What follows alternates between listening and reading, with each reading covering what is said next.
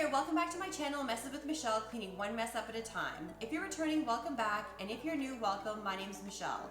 So I'm bringing you another video about the Bissell Crosswave Cordless Max, and I'm going to be doing another battle. So it's the Crosswave Cordless Max versus my traditional cleaning method using a mop and bucket and vacuum to clean my floor. I really wanted to dive in to find out how much time does a Crosswave actually save you in terms of traditional cleaning methods. So today's video is all about finding out and answering those questions of how much time I actually save. So if you haven't already done so, make sure you consider hitting that subscribe button to support my channel because it's dedicated to cleaning motivation, how-to videos, and DIYs. So if it sounds like something you want to be part of, make sure you hit that button because I want to take you on my messy journey. Now let's jump in and get to the cleaning. I'm going to incorporate the time it takes to remove the items from my kitchen and my front foyer in the final time.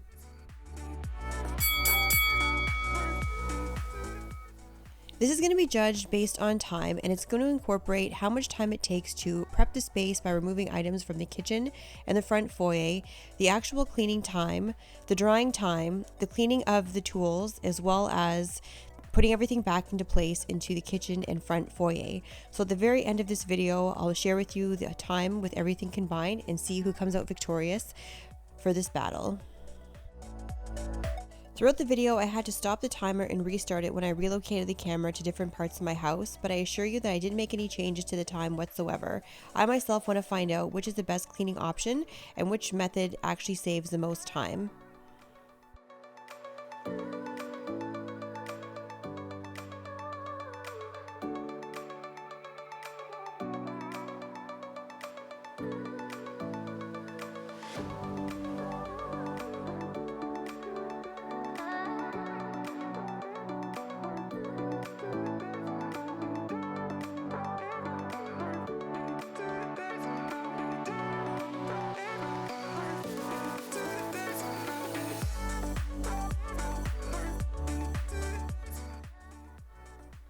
This is right after I mopped the floor, and I have the timer going in the background, but I'm not going to reveal those numbers until the end of this video.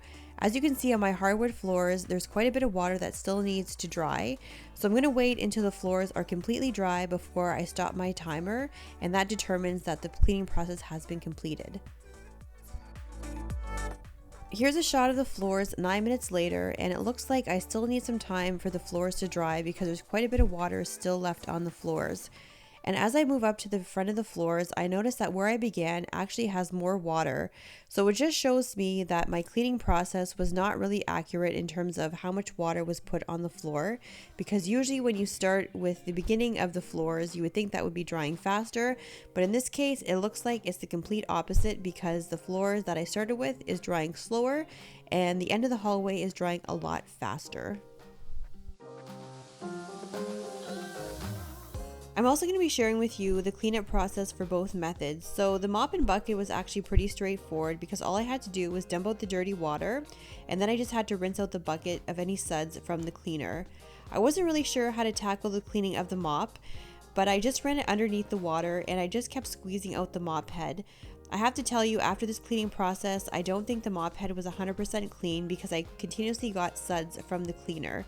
But I can tell you through this whole cleaning process, it was definitely a good workout for my arm when I kept squeezing the mop head to clean out the water and wring it out.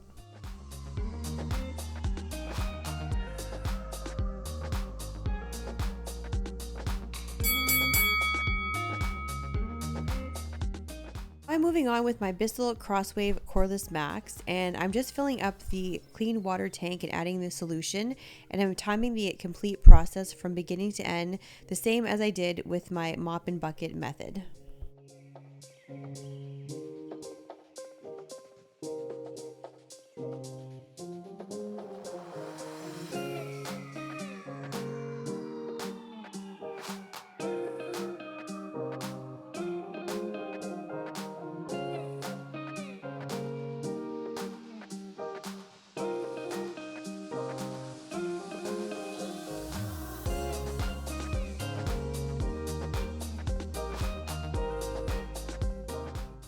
Here's a shot of the hardwood floors immediately after I finished cleaning the kitchen tile.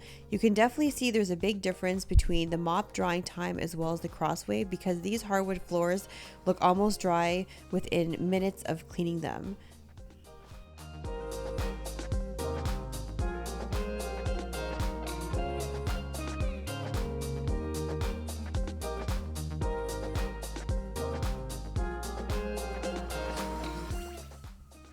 Now I'm moving on to the cleaning of the Bissell components, and you can see by this water it is absolutely dirty.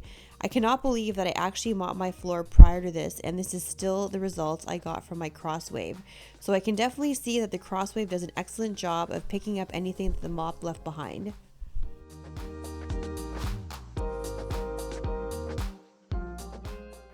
I just dumped out the dirty water tank from when I initially cleaned the floors, and now I'm going to start prepping the clean water tank and filling it up with more water, because if you're not familiar with the Crosswave, it's a self-cleaning machine. So all you have to do is fill up the water tank and you can place it back on its docking station, and this will allow it to clean out the system and take any debris that was collected inside the roller.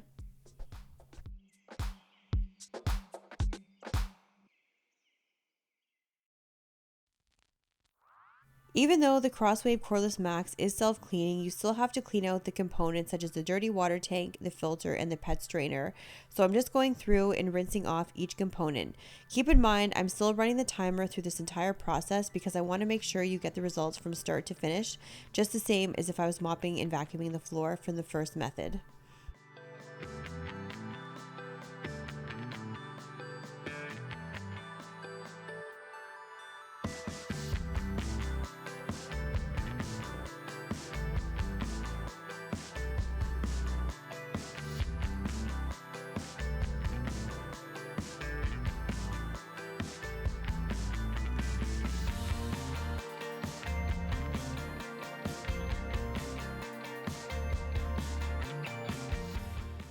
The next step is putting everything back in place, so I'm also timing how long it takes to put back the chairs as well as the throw rugs inside the kitchen as well as the front foyer.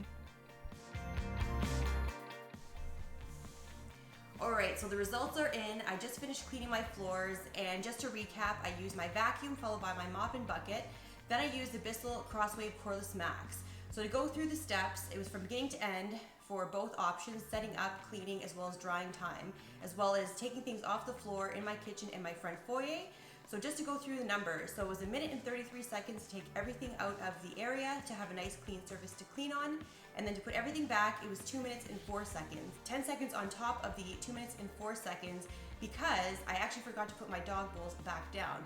So I tacked on 10 seconds, so it was 2 minutes and 14 seconds.